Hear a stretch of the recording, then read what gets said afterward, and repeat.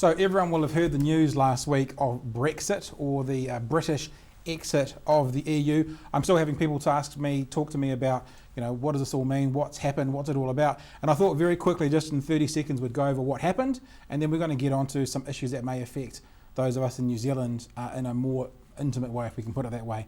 So commentators before Brexit was basically saying that young people in the UK were going to vote to stay in the EU, older people were going to vote to leave the EU, but they were warning that young people typically don't turn out.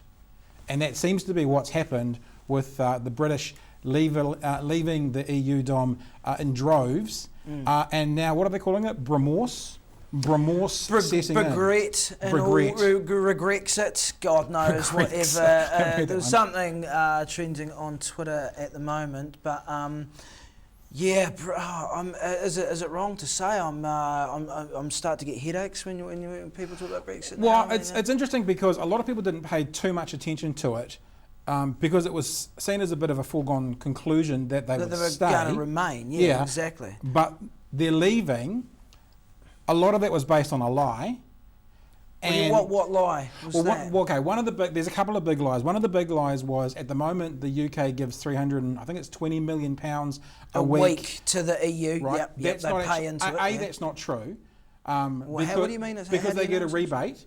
So it ends up being about 190 million. Yeah. But B, apparently what's going to happen once they break away is there's going to be fees and things they have to pay to the EU to be able to trade with the EU and be involved with the EU that are going to be about the same anyway. So it's the same sort of thing, right? Yeah, so in other words, people were saying $320 million going back to the health system. Okay. Supposing for a second that these lies that you call them are in fact lies, all right? Now, here's the issue though. What happened was, you got you in that corner, you got me in this corner, and people go, it's like, okay, who's trending better on Twitter? Who do I like the look of on camera? What camp are all my other friends in? That's how people are deciding how to vote. They're not really going through the fine print and actually finding out. True. Hence the reason the second most Googled term was, what is the EU, after the bloody result came out. I mean, people were not informed, but that's how people vote these days. That's just the way, just human nature. It is human nature, and it is incredibly sad and quite dangerous as well.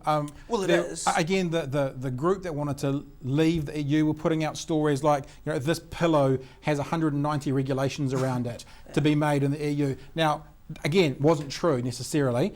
But there's a lot of red tape and bureaucracy with that EU, though. But what they didn't tell people is, if we do leave the EU, if you as a pillow manufacturer in London want to trade with the EU, you're going to have to fill out those same criteria anyway. So unless you're going to keep your trade within the UK only, fine, new rules. But if you want to make money in France and Italy and other places, you're going to have to stand by those regulations anyway.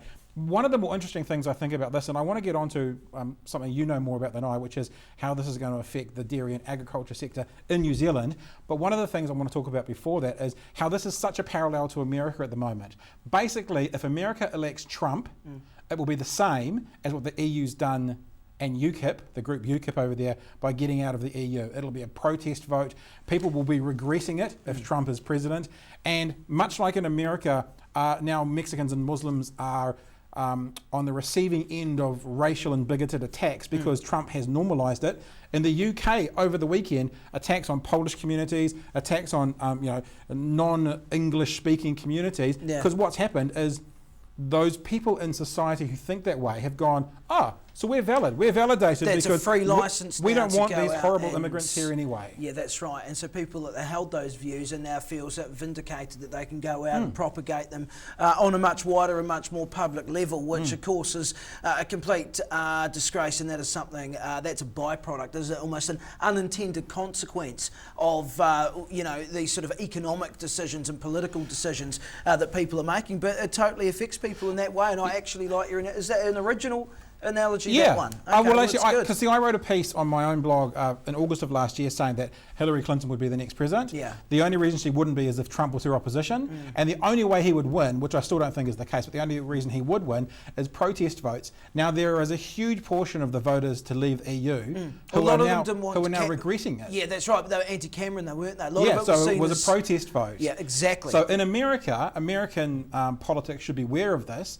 This is your warning sign that you might have President Trump because if the same numbers turn out as a protest vote, and I know he's not doing well on the polls at the moment, it could be a similar result for that sort of. But let's have a look at dairy, agriculture in New Zealand. I know you've done a bit of work on this and how that's going to be affected by Brexit, if at all. Yeah, okay, so here's the thing. I spoke with the Federated Farmers. They've just had the big annual conference in the capital, and so all the bigwigs have been gathered there, and of course Brexit came out at that time, so it was the perfect sort of scenario for them to debate it and have a look at it. Dairy, they reckon what's going to happen now is that anything that is basically already in place with the EU is going to stay in that way. So what they're saying now is, look, if we can get in there into the EU and also into the UK and get some new deals with the UK, then it's actually not a bad thing for dairy. It's all about negotiating now, right?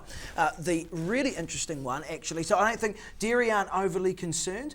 Who are concerned is sheep meat in particular and red meat as a whole, because in terms of billions of dollars of exports, these guys are big players. We're talking into the EU, while it's not the biggest market, it's like $2 billion worth of exports that go into the EU in terms of red meat, and half of that, or just under half of that, goes to the UK. So that's a big number. So we're going to really have to get some people going in there and sorting that out. I mean, it's a small number compared to what it used to be, but I know that talking to the likes of Beef and Lamb New Zealand, the Meat Industry Action Group, that they have grave concerns, because this could turn pear-shaped for them as more British product comes into the supermarkets over there.